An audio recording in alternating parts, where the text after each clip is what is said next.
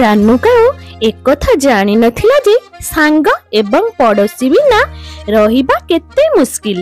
ସେଥିପାଇଁ ସେ ସମସ୍ତଙ୍କ ସହ ଭଲରେ କଥା ହେଉନଥିଲା, ସବୁବେଳେ ଖାଲି ଝଗଡ଼ା କରୁଥିଲା।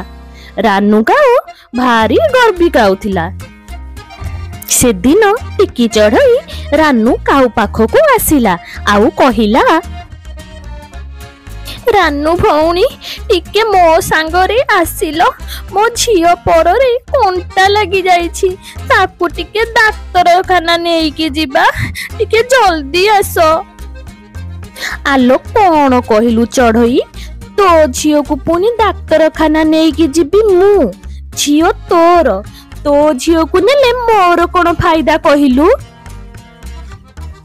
ରାନୁ ଭଉଣୀ ସବୁ କାମ ଫାଇଦା ପାଇଁ କରାଯାଏ ନାହିଁ, କିଛି କାମ ଏମିତି ଅଛି ଅନ୍ୟ ପାଇଁ କରାଯାଏ।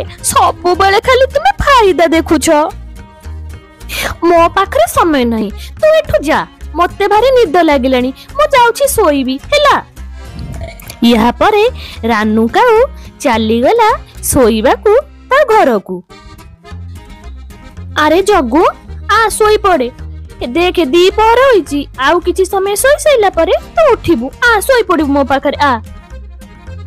ମାମା, ଅନ୍ୟ ପକ୍ଷୀମାନେ ତ ସକାଳରୁ ସଞ୍ଜ ପର୍ଯ୍ୟନ୍ତ ଖାଦ୍ୟ ପାଇଁ ଯାଆନ୍ତି, ହେଲେ ତୁମେ ଖାଲି ଶୋଇପଡ ଶୋଇପଡ, ଆଉ ତୁମେ ବି ସବୁବେଳେ ଶୋଇ ରହୁଛ। ଆରେ ବନ୍ଦ କର, ତୁ ଖାଇବାକୁ ପାଉନାହୁ ନା କଣ? ସେ ଚୋରି ହେଉ କି ଯାହା ହେଉ, ବେଶୀ ମୁହଁ ହୋଇଗଲାଣି, ଖାଇକି ଚୁପଚାପ ଶୋ। ଗୋଟିଏ ଦିନ ପାରା ରାନୁ କାଉ ପାଖକୁ ଆସିଲା। ରାନୁ କାଉ ଗଛର ଡାଳରେ ବସିଥିଲା। ରାନୁ ଟିକେ ଆସିଲୁ, ମୁଁ ଗୋଟିଏ ବଡ଼ କାଠ ବଣ୍ଡୁଲି ବାନ୍ଧି ଦେଇଛି, ତୁ ମୋ ମୁଣ୍ଡରେ ଥୋଇଦେଲୁ, ଆ ମତେ ଟିକେ ସାହାଯ୍ୟ କରିବୁ। ନା ନା, ମୁଁ ଯାଇପାରିବିନି, କାଠ ତୋ ମୁଣ୍ଡରେ ଥୋଇବାକୁ ଯିବି ମୁଁ? ଯା, ଅସନା କାଠ, ମୋ ପର ଅସନା ହୋଇଯିବ। ଏ ଶୁଖିଲା କାଠ ନେଇ ଆମେ ଖାଦ୍ୟ ତିଆରି କରୁଛୁ, ତୁ ଏମିତି କହୁଛୁ ରାନୁ କାଉ? ଯା ଅସନା ପାରା, ଅସନା କାଠ ଭଳି ହେଇଛୁ, ତମ ମୁଣ୍ଡ ଆଉ ଏତେ ଖାନି, ତୁ ଏଠୁ ପଳା ଯା।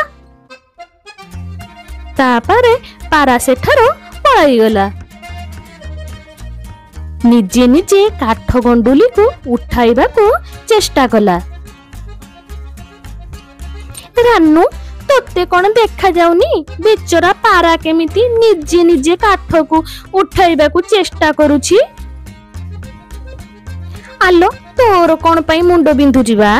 ମୁଁ ଶୁଏ କି ବସେ କି ଉଡେ, ଯା ମୋଟି ଶୁଆ। ରାନୁ, ତୁ ସବୁବେଳେ ସମସ୍ତଙ୍କୁ କହୁଛୁ ଯା ଏଠୁ ପଳା, ଦେଖିବୁ ତୋର ବି ଦିନ ଆସିବ, ତୋତେ ବି କେହି ସାହାଯ୍ୟ କରିବେନି। ତାପରେ ମିଠୁ ଶୁଆ ସେଠାରୁ ପଳାଇଗଲା।